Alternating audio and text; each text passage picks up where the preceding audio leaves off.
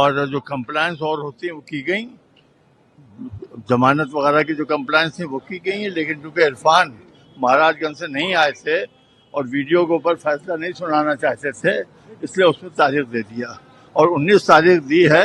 हमें उम्मीद है कि 19 तारीख को फैसला होगा और फैसला हो जाएगा और इरफान को तलब कर लिया गया है। बस इसके बाद तारीख होगी, इसके अलावा और कोई खास बात नहीं है। जिस तरह से पूरा कोर्ट का प्रोसीडिंग रहा है, आपको क्या लगता है किस तरह का फैसला आएगा? फैसला अभी चूंकि आया नहीं, लिहाजा अभी फैसले के ऊपर कोई कमेंट नहीं। हम तो उम्मीद करते हैं कि छूट जाना चाहिए।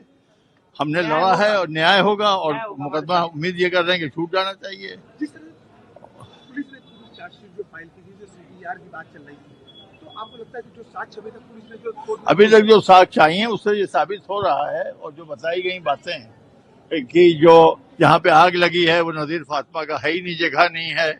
और किसी ने ये नहीं कहा है कि किसने आग लगाई है, किसी ने ये नहीं कहा है कि किस कैपेसिटी में नज़ीर फातिमा उस पर थी, वहाँ के ऊपर वो किराएदार थी या लाइसेंसी थी या अनऑथराइज ऑक्यूपायर थे या अलॉटेड थी, कुछ भी नहीं, कहीं नहीं आया। क्यों थी ये कोई नहीं कह रहा है पूरे केस में, पूरे केस में कहीं नहीं कहा है।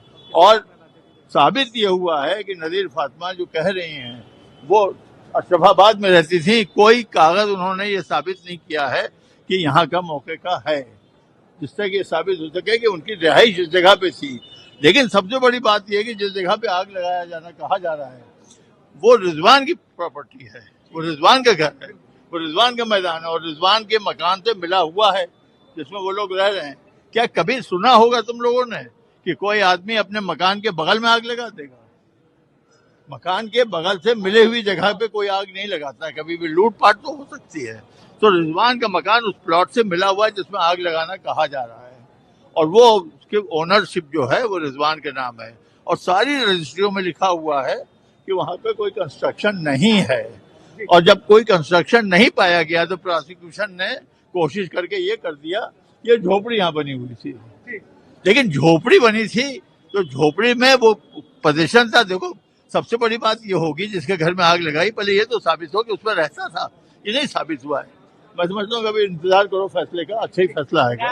इरफान सोलंकी, रिजवान सोलंकी, इजराइल आनेवाला, शौकत अली और शरीफ का, इनमें से दो मुलजिम जो इस केस में जमानत में थे, मोहम्मद शरीफ और शौकत अली, इधर देखिए, उनकी जमानत की कार्रवाई पूरी नहीं थी, 437 की। इसके लिए न्यायालय ने समय दिया है कि 19 तारीख तक 437 33,000 रुपए की एक सिंगल जमानत इधर देखिए प्रस्तुत कर दें वो, और 19 तारीख को फैसला सुनाया जाएगा।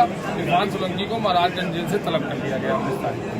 क्या अभी तक गिल्टी में होल्ड नहीं किया गया है?